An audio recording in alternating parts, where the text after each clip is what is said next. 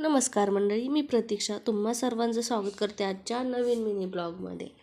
तर कशात सर्वच आय होप सर्वजण खूप मस्त आणि मजेत असाल. तर चला, आज सकाळपासूनच देवपूजापासूनच सुरुवात केली. ती सकाळ सकाळ मस्त अशी देवाची पूजा वगैरे केली. त्याच्यामुळे मस्त असं दर्शन वगैरे घेतलं. आपल्याच दारातले फुलं वगैरे वाहिले मी देवाला, त्याच्यामुळे खूप मस्त वाटत होतं. मग सगळे कामं पटपट आवरून घेतले. मग दुपारच्या वेळेत म्हणलं चला काय करायचं असं मी खूप आळस आलेला होता. म्हणलं चला, त्यापेक्षा मग टी व्ही बघत बघत मस्त असे वाटाणे मी सोलून घेतले.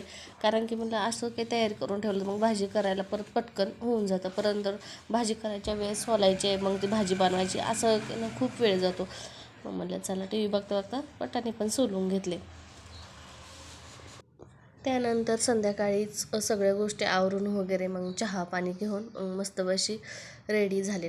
कारण की मला जायचं होतं शॉपिंगसाठी बाहेर, थोडंसं साहित्य आणायचं होतं. मग काय मस्त शॉपिंग वगैरे करायला जाताना तिथे मस्त छान असं गणपतीचं मंदिर आहे. मग तिथे दर्शन घेतलं, कारण की आज चतुर्थी पण होती. मग येता येता माझं बाळ रडायला लागलं, कारण त्याला उसाचा रस खूप आवडतो. मग तिला पण एक ग्लास रस पाहिजेला. मग म्हटलं जाऊ द्या, रडण्यापेक्षा काय बाहेर गेलं तर तसं काही यायचं नको म्हणते ती. मग तिथून पुढं तसंच आम्ही, आज शिवजयंती पण होती त्याच्यामुळं तिथं प्रसाद वाटप चालला होता. मग तिथून तसंच आम्ही प्रसाद घेतला, कारण ते त्याला व्हिडिओ शूट करण्यात नाही आला, कारण खूप जास्त पब्लिक होती. त्याच्यामुळे शिवजयंतीचं मूर्ती वगैरे नाही दाखवता आली. मग प्रसाद घेतला. घरी आला की तो प्रसाद मी सोडून ठेवला डिशमध्ये, कारण खूप गरम होता. प्रसादाला मसाले भात असं त्यांनी ठेवलेलं होतं. तिथून पुढं मग नंतर मी घरी आले. त्यानंतर अरे बापरे, सो फायनली आत्ताच बाहेरून आल्याच्यानंतर स्वयंपाकाला लागले वगैरे, चपात्या बनवून घातल्या.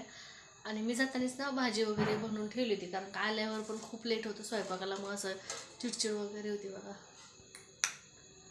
असं काय मस्त अशी भाजी बनवली. तर चला, आजच्या मिनी ब्लॉग हा एवढाच होता आपला.